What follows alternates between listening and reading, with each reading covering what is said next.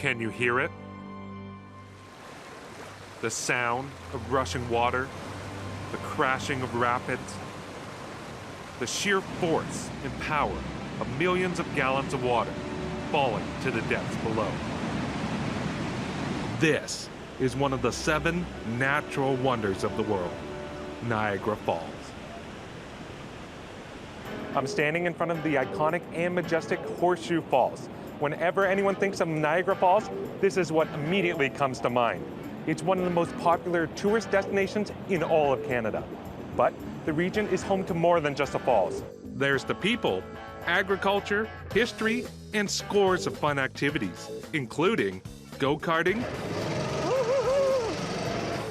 helicopter rides, wow, just wow, and even shooting a musket. The region's calling my name. Will you join me? I'm Alex Smyth, and this is Postcards from Niagara.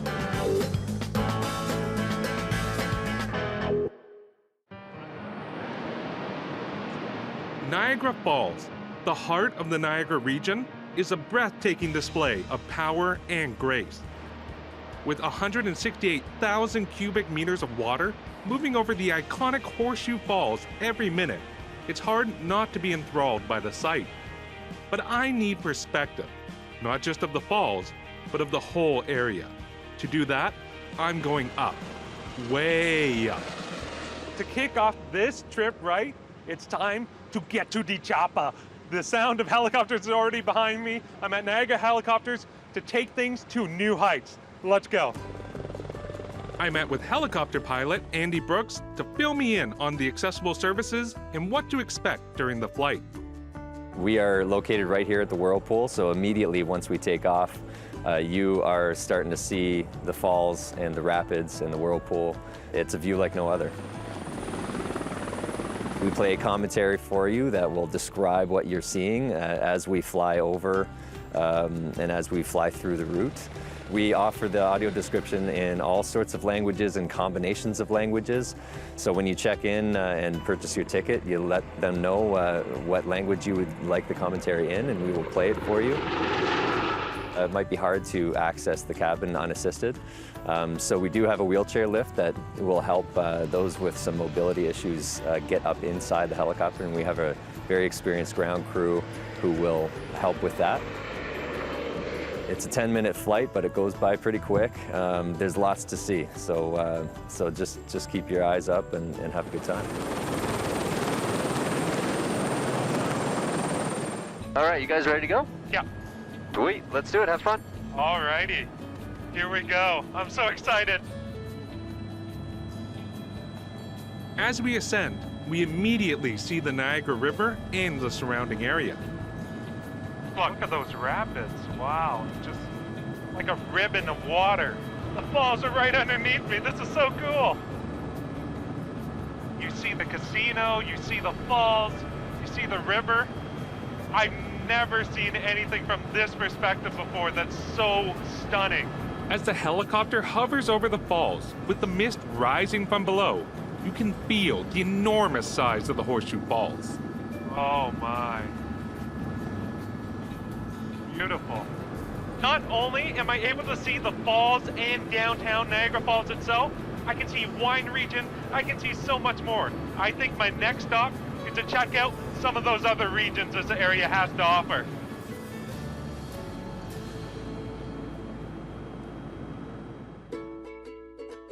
Coming up, we're exploring the wine region by getting our feet dirty making wine the old-fashioned way. Oh, it's so soft but squishy and juicy. And drinking it too. All right, cheers. Here we go. Stay tuned for more Postcards from Niagara.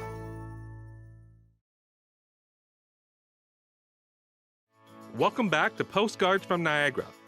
Most travelers to Niagara understand, to know the region is to know the wine. A great place to start is Flat Rock Cellars on the Niagara Escarpment. On this perfectly landscaped property, you'll find a hexagonal winery building that boasts a shop, state-of-the-art equipment, and fields upon fields of vines that spread out over a slope. It makes for a stunning view behind me as I chat with President of Flat Rock, Ed Madronich. every wine region starts with soil. And we're sitting on the Niagara Escarpment, which is limestone, and that is the foundation of a great wine region. And then it goes to weather. And we think, oh my God, Canada, weather, it's got to be too cold, it's got to be too something, right? But the reality is we're in this perfect sweet spot where it aren't actually too hot, so our summers aren't too hot, and our winters aren't too cold. And so we have this great growing season that allows us to make the best grapes in the world, which ultimately go into making great wine. Flat Rock offers tours to experience the vineyard. Folks can taste the grapes right off the vine and witness the processing and barrel room. But as I'm about to find out, Ed and his team are taking their tours to the next level. We want our tours to go a little bit step farther, not just here's our barrel cellar, here's our tanks. We want to immerse them in actually what we do. And so today, it's harvest time, so we're bringing in the grapes. So what better time to actually go out in the vineyard and pick some grapes? And two, what do we do? How do we process them? And you know, we've all seen well, maybe not all, but the Lucille ball and the big tub of grapes. Yeah. Why don't we give that a try? Sounds good. Ed and I take a walk through the vineyard, exploring the Riesling grapes. If I'm gonna stomp on some grapes with my feet, first, I gotta harvest some. You're putting me to work then. I absolutely am. So what you got, and everybody, we don't machine harvest here at Flat Rock Cellars. We do everything by hand. It's, you know, you don't want to bruise that beautiful fruit, and so everything for us is done by hand, the old-fashioned way, as they would say. And so you look at the fruit, that we have all the fruit that is down in what we call the fruiting zone. Mm-hmm. You got our clippers in our hand, be careful, they're sharp. Okay. And you get a bunch and you clip that. And one of the things that's super important is you can't skip the hard bunches. You gotta do the hard work to enjoy the reward later. Absolutely, go to it. Gotta clip them off the vines so I can squish them with my feet. Oh, that's a good sized handful. Well, one down, probably about at least 50, 60 more to go. Okay, let's do this.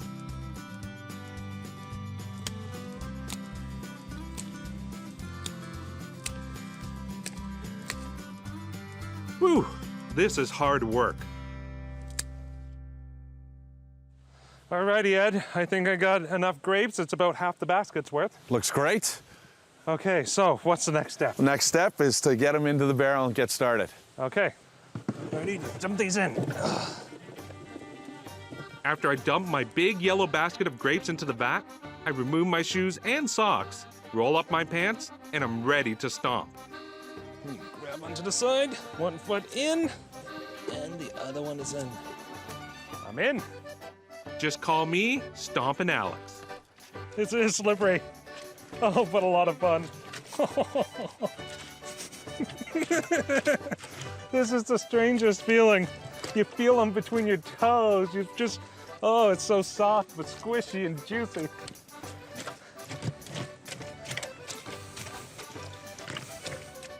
And, as generations of grape stompers before us likely said, crushed it.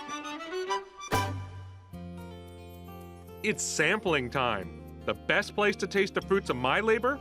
Amongst the very grapes I just picked and stomped. Ed pours a couple of samples of Flat Rock's other varietals to try first. Oh, that's really nice. But what I'm really interested in is the Riesling. For comparison, Ed has me try a grape from the vine before I take a sip to see if there's any similarities in taste. Cheers. Cheers again. Oh yeah, definitely. There's a lot of similarities with the Riesling grapes and the actual wine itself. Absolutely, and the grapes are going to taste a little sweeter than the wine. Yes. But you can see how the acidity and the flavors, the citrus, racy flavors that you get in Riesling come out from the grape and translate right into the glass. This is a truly great experience. Thank you so much for taking the time to let me stomp some grapes, do some hard labor, and then appreciate the end result to it all. Well, thank you for coming to Flat Rock Cellars. We're obviously very proud and passionate about what we do here, and it's just great to share it with people, and so thank you for coming. Yeah, perfect. Now that we have experienced how wine is traditionally made, we have a new appreciation for the process. But when you do a wine tour, you don't just visit one winery. So, we're off to a winery that has a long shared history with the region of Niagara. I'm Sue Ann Staff from Sue Ann Staff Estate Winery, president and winemaker. So Sue Ann Staff Estate Winery is a small family-owned, family-enjoyed winery here on top of the Niagara Escarpment, just west of St. Catharines. My family's been here for over 200 years, growing grapes for just over 100. So that makes me the 7th generation on the farm, the 5th generation to grow grapes and live in the big old white farmhouse here. In fact, the first vineyard is still in production. It's across the road, down at the corner, a 120-year-old block of Concords planted in 1899. Sue Ann's goal is to continue the legendary winemaking here, but also to offer a different type of experience, much more intimate than other wineries. You're in my kitchen when you come, and there is not another kitchen in the house. This is it. So it's very quaint. You feel very personal while you're here. It's about feeling like family and enjoying great wine. As part of the in-home experience, guests enjoy being welcomed by an adorable greeter. So Brix is the world's happiest Bernese mountain dog, who is mine. He's right now he's 10.5 years old, which is old for a Bernese, but he is the official greeter when you visit Sue Ann's Staff Estate Winery. He's the director of marketing. Brix and I have become fast friends. Though he doesn't actually taste the wine, I wonder if we'd pick the same varietals. Time for a tester. What wines are we going to be trying today? Well, the first one we're going to taste is the Fancy Farm Girl Foxy Pink. Fancy Farm Girl is one of my other brands. It comes from grapes grown here on the property and from some of the neighbors as well. I love making rosé wine. It's so popular right now. It's fresh, it's bright, it's crisp, and it's great any time of year. And it's also Brix approved. It's also Brix approved, absolutely. In addition to trying the wine, Sue Ann instructs me on how to taste. So to taste the wine, we want to give it a swirl. Okay. And our nose in the glass for a couple gentle sniffs. Okay. And to me, the aromatics that I'm reminded of when I taste this wine are like cranberry and rhubarb, some crab apple characteristics, some Granny Smith apples. But these are all things that are aromas that are reminiscent to me. They may be different for you. I'm certainly picking up on the apples and a bit of that cranberry. Now that you mention it, well, I guess the only thing left to do is give it a taste. So cheers. Yes, cheers. It's fresh, it's bright. Nice acidity to it, crisp and fresh. I could certainly enjoy this on a nice warm summer's day. This is the perfect wine for me for that. Well, this rosé was delicious, so what's next? I couldn't let you leave without tasting iconic ice wine. Okay, great. I'm eager to try. Okay, all right, me too. Time to swirl. Okay, swirl, and Go for a sniff. Go for a sniff. You see how aromatic it is? It my, just jumps out of the glass at it. Yeah, I'm already getting the papaya notes, hints of mango, guava. Okay, all right. Time for the sip. Yeah.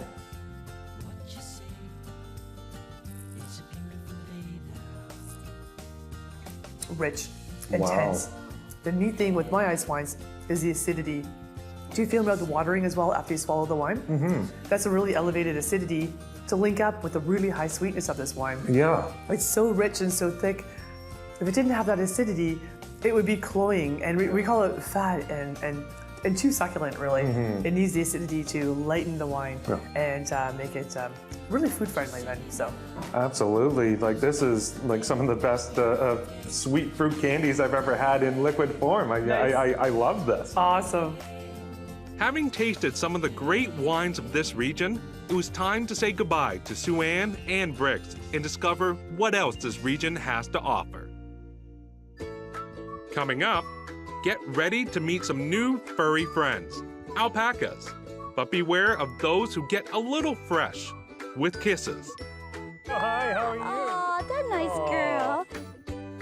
You're watching Postcards from Niagara.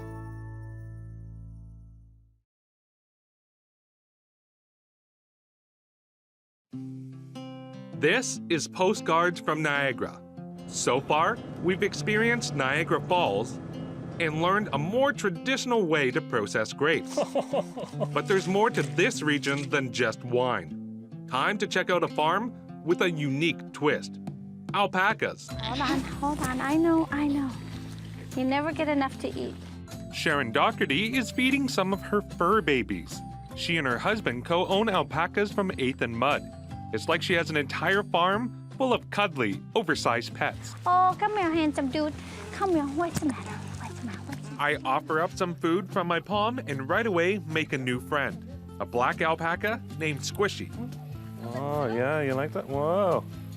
And then I make a whole crew of new best friends. As you can see, and of course, they're all different sizes. It's on this Stoney Creek farm where Sharon and her husband, John, are raising over 49 alpacas. So I have the best job in the world, because this is what I like to do.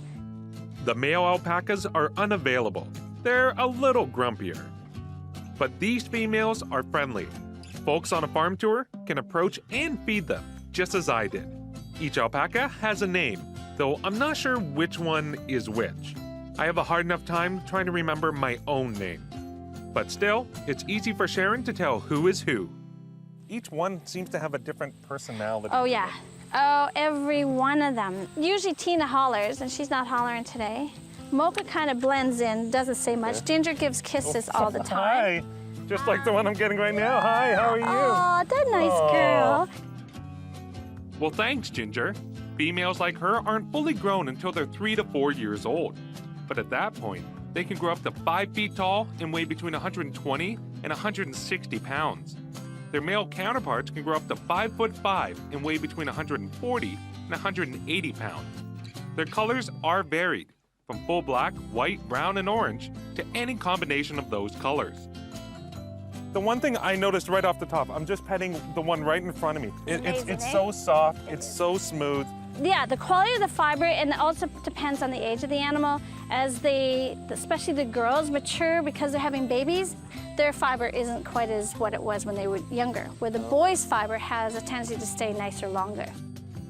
The tour of the farm not only includes a meet and greet with the alpacas, but also a tour of the barn and a store featuring homemade jams and alpaca fiber products, like socks, sweaters, hats, gloves, and scarves. And the fibers that make those products, they're also processed right here on the farm. John Doherty is the man behind the mill, and he knows everything there is to know about processing, as I soon found out. The wool has been sheared off the alpacas. Well, first of all, it's not wool. Oh, it's not wool. Okay, what is it? It's fiber. Fiber, okay. Got it. That's how much John loves this process. He continues to tell me that after the alpacas are sheared in late spring, the fiber is put through a rigorous cleaning process, and then right through the carter, which stands about 12 feet tall, 4 feet wide, and is very noisy. The fiber is laid out in fluffy bunches on a conveyor belt, and is slowly moved into the machine and over several fast-spinning rollers. It's a series of rollers that move in a counterclockwise feed. And the feeds, and you'll see, it looks like the fiber's tumbling roller to roller. This process smooths and stretches the fiber into long tubes called rovings. John gave me a crash course on how to feed the beast of a machine. I was adequate. Clearly, I still have some work to do as a farmhand. After that, John shows me how the fiber goes through a drafter to compact it into a tighter roving, the spinner, which adds it to a spindle, and then the plier, which spins 3 strands together for a stronger strand. And finally, John uses a skein to arrange the lengths of fiber into a coil. And here's what we sell to our customers. Wow, that's beautiful. The full process. Yep. As a lifestyle, John and Sharon are in their element, as they both grew up on farms in the region. But I had to ask them both the obvious question: why alpacas? We got into it going to South America and fell in love with how the people reacted and spoke about the alpacas. They just adore them. We got to know them from other farms and how gentle they are. My wife really fell in love with them, and I'm here to support her and help her be successful with what she's doing. Hi. Yeah. Hi. And what Sharon ultimately wants to do with the alpacas: offer a sense of healing and calm for those who visit the farm. She wants people to leave here feeling better than when they came in, after meeting these gentle creatures. They give a lot of peace to people when they come here. And when you see how the people react and how the animals react to them, that's all you have to, it's priceless. Adult day centers and those that are mentally challenged, we actually bring those groups in. And the reaction is just It's hard to describe because it's so, it gives you a lot of peace, sorry. I get excited about it because I had a brother who was mentally challenged and they brought him down. And so working with them is speechless. You can really understand what Sharon is feeling when you're close to these furry friends. And it's what she wants everyone to know. Why we like people to come here is to get to know that there is still farming going on. Being centrally located in sort of the Hamilton, Stoney Creek, Niagara region, we got everything going here. And everybody can stop by in the sense that somebody's always headed that way or coming this way, so we're in a good location. It's a great location. And now I'm taking these alpacas for ice cream. It's time to go for a walk. Come on, guys, let's go. Nah, the alpacas were full of snacks. But I, on the other hand, was running on empty. So I made my way over to another iconic place in rural Niagara. Hi, welcome to Avondale Dairy Bar. Handmade ice cream. What's really neat about that is the ice cream is made right here. That's owner Ray Sheehan. As he says, you'll only find the best ingredients here for the banana splits, sundaes, various flavors of ice cream cones, and the milkshakes they're serving up. Everything is made with Ontario cream and locally sourced fruit. You know, we're getting strawberries from the farmers down the street and peaches from the farmers down the street. And we stay in touch with the local farmers. I mean, how's the crop? What day are they coming out? You know, what day can we start getting them from you? And it's pretty cool. Ray and his wife are lifelong Niagara residents, and they have owned the dairy bar since the 80s. But his fascination with it started much earlier than that. In fact, when you mention the name Avondale Dairy Bar around these parts, everyone knows the name. We've been coming here since 1956. And Ray strives to maintain that nostalgia by keeping the old-fashioned decor and music almost exactly the same as eras long gone. Avondale started off as a farm dairy in 1931, but Avondale Dairy Bar has been a name in the community since 1955. Every community has its local treasures or institutions, and we're fortunate enough to have Avondale Dairy Bar be one of those. It's one of those places where everybody in this community has memories of. We go back generations now, and so there's just a lot of memories out here for a lot of people. On the wall are pictures that tell a story of this business and the great impact it's had on the community. Ray is excited to tell me about all of them, but a staff favorite is a comment card filled out by a former customer. This woman is from Delta, British Columbia. Yeah. You know, and on our comment card, she says, "Thank you for taking a walk with us down memory lane. We've been married 51 years, and we went steady at your shop for 7 years." So they dated and they were coming here, right, back in the early 60s. I remember when I was a kid growing up here, and I remember my dad taking me here, and we were on the swings over there. Yeah, I remember coming here when I was a little kid, you know, seeing the ice cream, picking one out and enjoying one on the picnic tables out back there, you know. And there you go. It's that full circle environment that you talk about. No, there you go, that's right. Sometimes it's not just ice cream, it's more than that. But sometimes it is just about the ice cream, especially with flavors like this. We've got a number of flavors that we've developed here that we're very proud of. You know, Kahlua Espresso Fudge and Death by Caffeine, and a lot of people know they can only get those flavors when they come here. I mean, nobody else makes Death by Caffeine. It almost belongs to the community. I feel like I'm a guardian of a local institution. Yeah. It's up to me to do everything that I can to preserve Avondale Dairy Bar in a way that people can relate to and they do connect with. There's something sentimental happening here, whether it's the hand-painted signage or the smell of waffle cones. I'm gonna try a scoop of the Death by Caffeine in a waffle cone and say hello to my inner child outside at the picnic table. Oh, awesome. Thank you very much. You're welcome. After the break, I get pretty fired up about the history of Fort George. You're watching Postcards from Niagara. Welcome back to Postcards from Niagara. We've enjoyed partying with alpacas. I'm just petting the one right in front of me. It's so soft, it's so smooth. And hearing about a cool place with cool treats. Time to learn about the small town with the charm, the picturesque Niagara-on-the-Lake. About 20 kilometers from Niagara Falls and in the heart of wine country, Niagara-on-the-Lake is known as the prettiest town in Ontario. Also referred to as a well-preserved 19th century village, you can experience the breathtaking waterfront, chic restaurants, theater culture, and my favorite, history. I'm about to visit the oldest pharmacy in the book, Niagara Apothecary. The Niagara Apothecary moved to this building in 1869 and remained until 1964. Walking into this museum is like stepping back in time. Everything has been restored, from the black walnut and butternut wood fittings to the crystal chandeliers.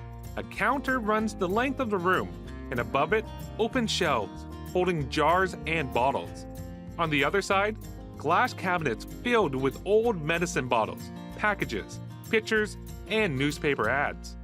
At the back of the room is a dispensary, ornately carved, also from black walnut. I'm Dina Doroshenko, and I'm the Senior Archaeologist with the Ontario Heritage Trust.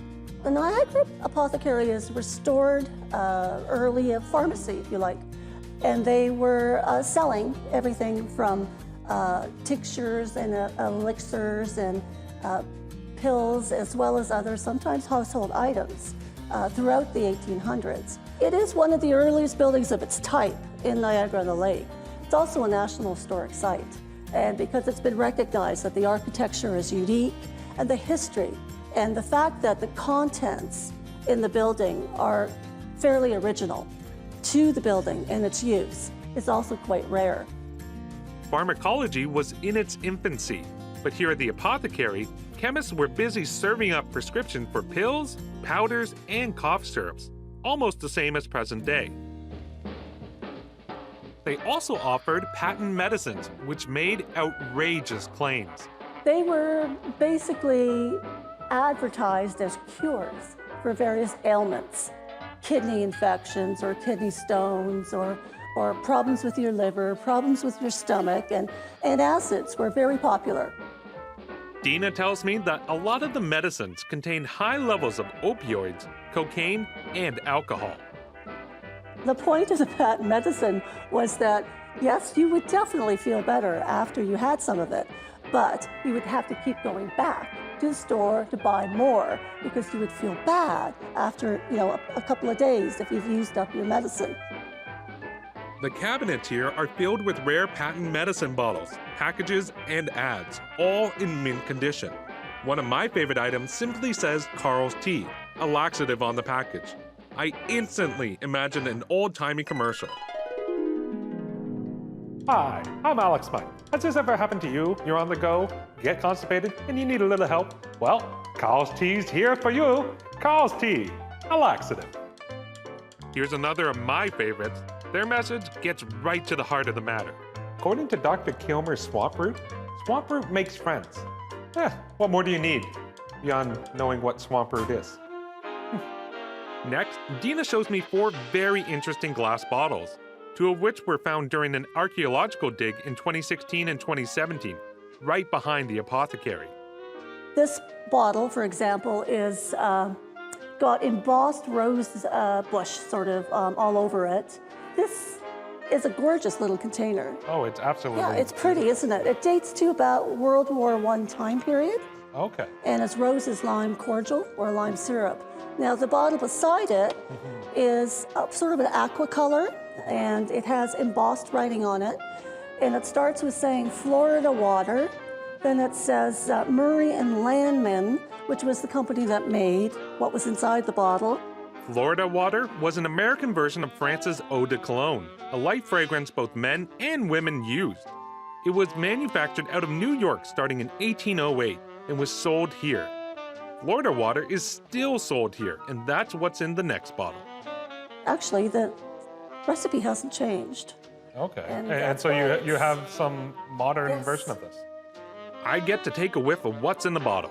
Oh wow, that is quite nice. It smells a bit of pine, I think, and I don't know, some sweet cinnamony clove kind of. Yeah, there's some clove in it. Yeah. Some lavender, Okay. and it has a citrus base. The next bottle Dina shows me is in a glass patent medicine bottle.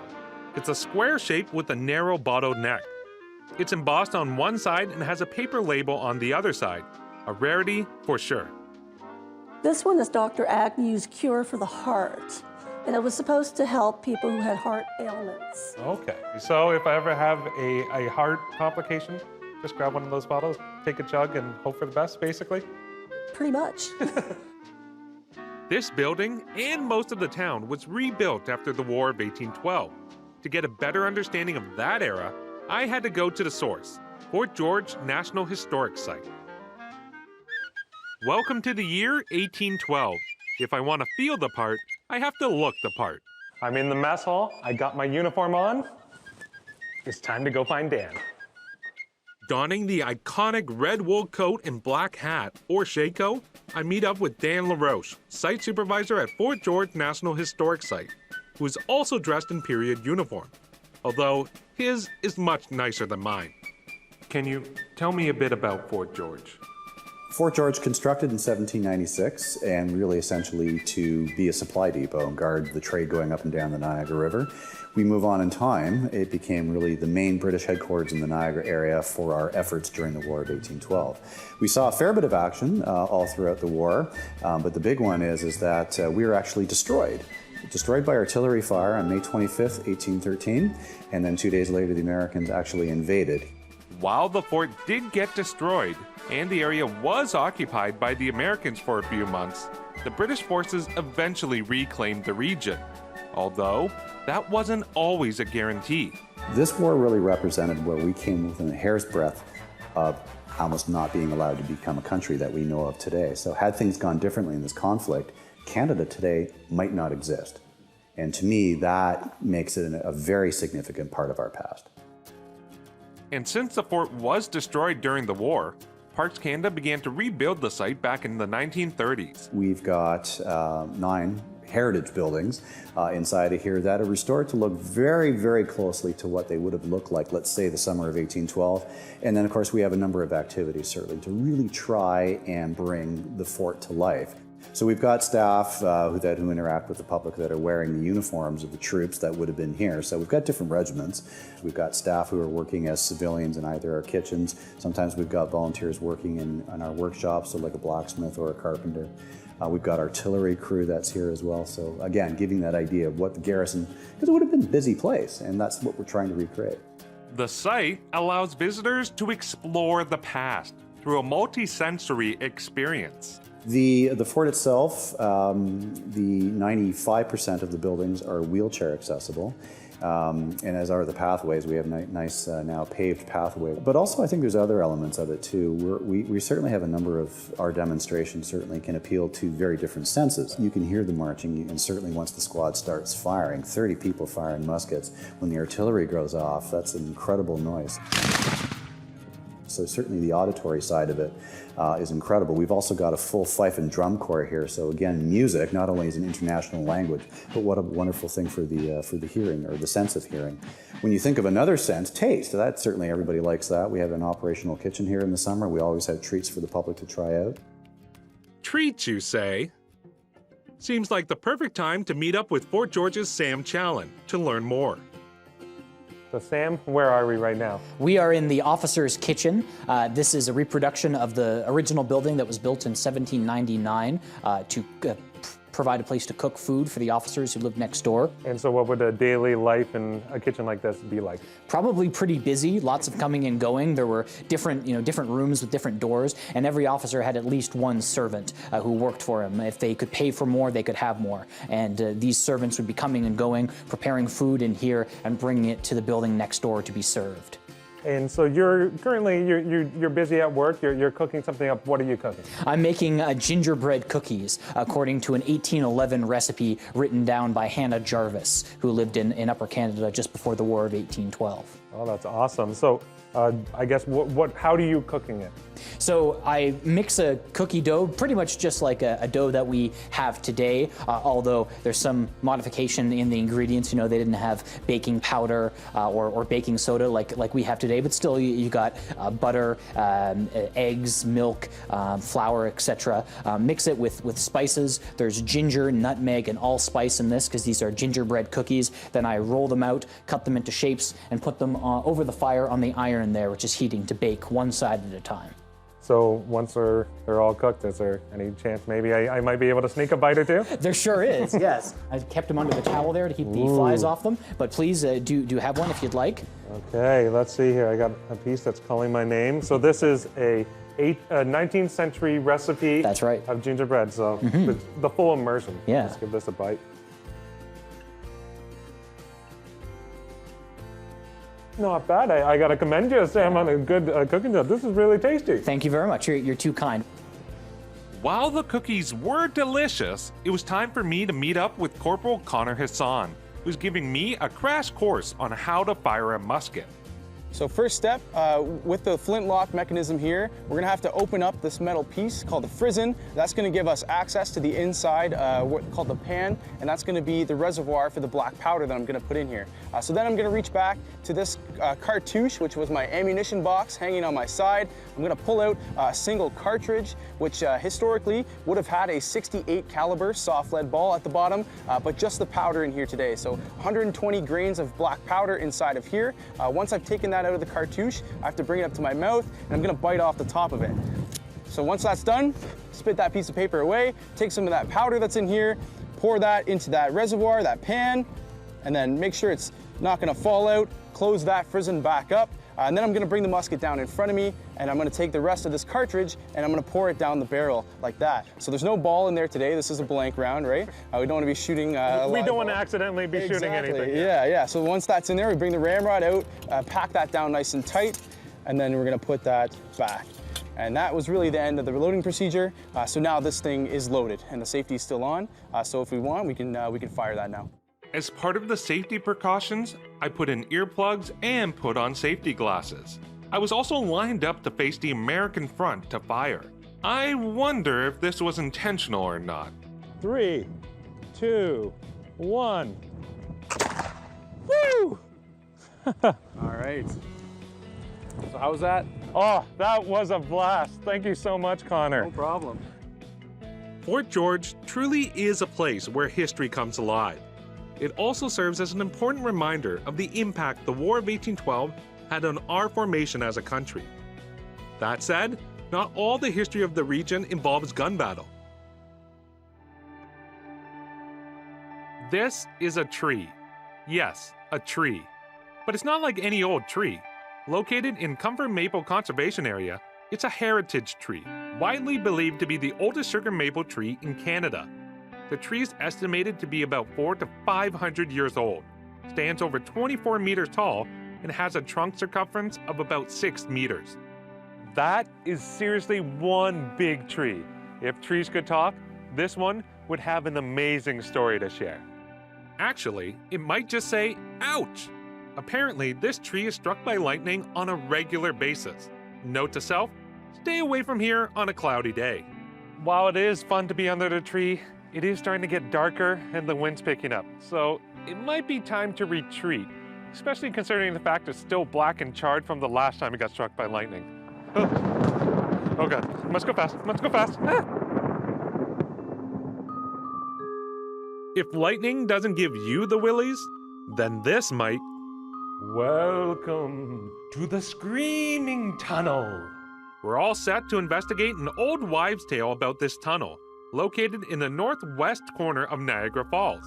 When you come here, you'll notice that it's a bit wet. It is kind of spooky, but it's covered in graffiti art, which lessens the spook. Once part of the Grand Trunk Railway line, it is said that if you light a match in the center of the tunnel, the match will go out and you will hear screams. Let's see about that. I'm lighting a match to put this story to rest, once and for all. And it went out.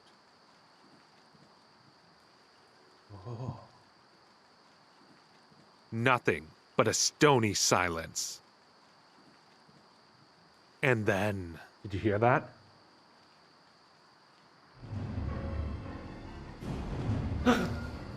What was that?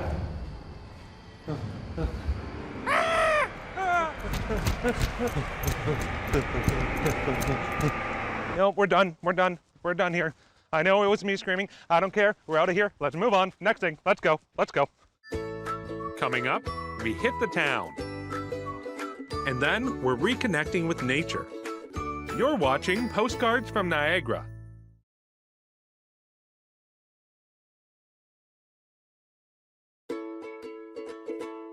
Welcome back to Postcards from Niagara. We've enjoyed a fairly cultured visit to the Niagara region. That includes some love from a special alpaca friend. Ginger gives kisses all the time. Hi, just like the one I'm getting right now. Hi, how are you? Oh, that nice girl. And grape stomping. But out of the rural and into the city, things are about to get a bit flashier. This noisy, some say garish place is Clifton Hill, also known as the Street of Fun. It's filled with loads of attractions, rides, casinos, restaurants, and hotels, all packed in close, within walking distance from the falls. Its most recent acquisition, the Niagara Skywheel, is the biggest Ferris wheel in Canada. It takes you 175 feet above Niagara Falls for exceptional views of the falls themselves, the Niagara River, and Niagara Parks. This is definitely a must-visit attraction.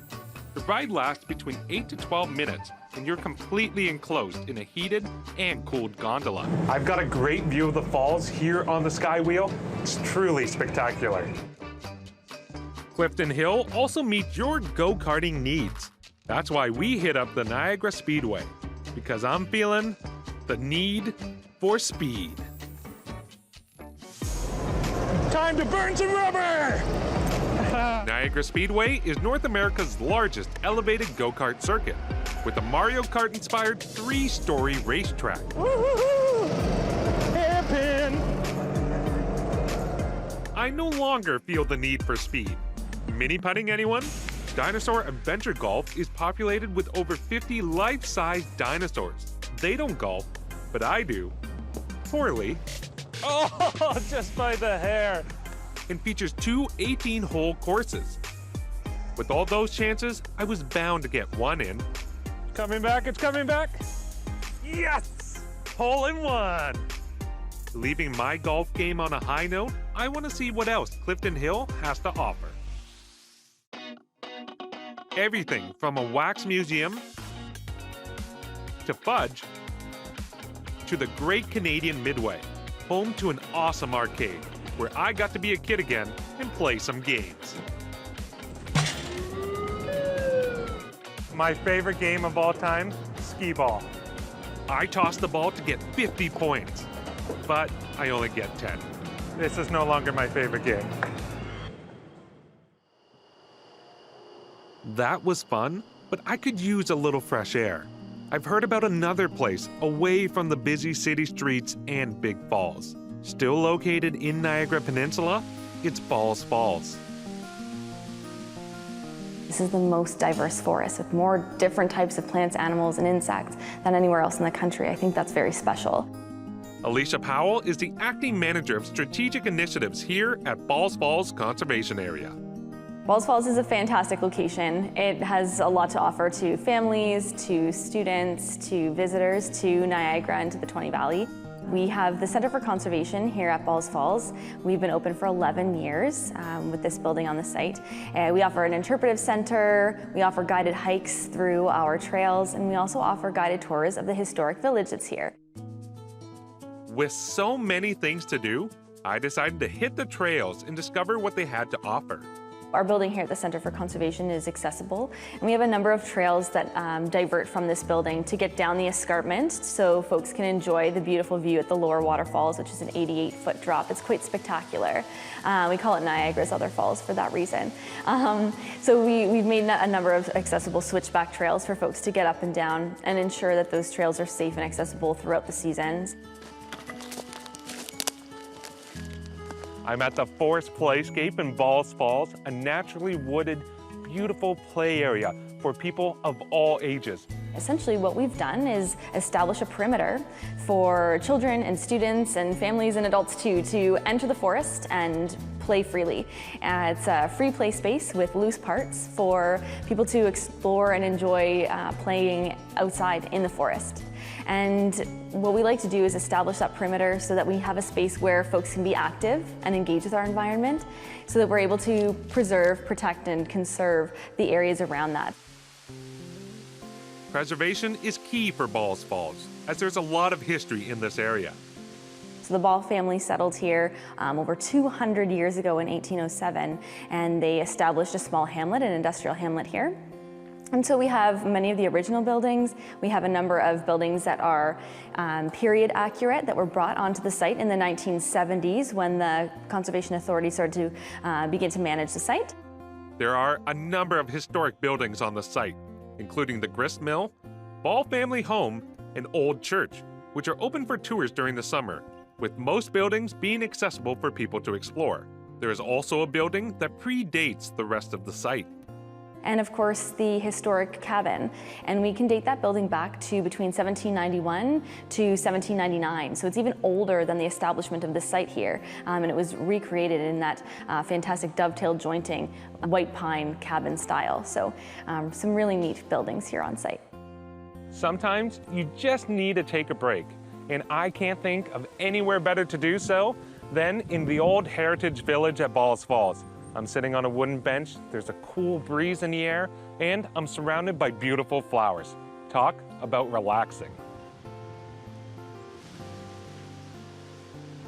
I think that when we think of Niagara, we have kind of a close set idea that it's all about wineries and it's all about the grapes and the soft fruits that are grown here. And our agriculture here is so important. It's intrinsic to our economy and what's taking place on the site in Niagara. But we have such a wonderful access to a world biosphere.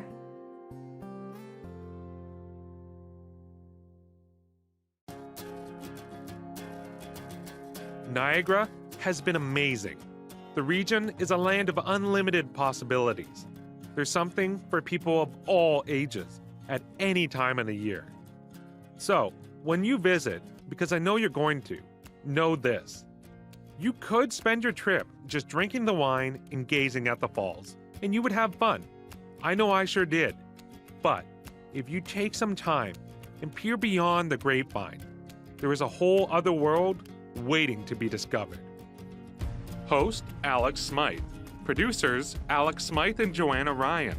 Videographers, Matthew McGurk and Greg Valentine. Editors, Matthew McGurk and Manuel Grados Andrade. Media Accessibility Specialist, Ron Rickford. Audio Post, Mark Phoenix. Graphics, Andrew Antonello. Post-Production Supervisor, Jennifer Johnson. Senior Producer, Michelle Dudas. Director Production, Kara Nye. Vice President Programming and Production, John Melville.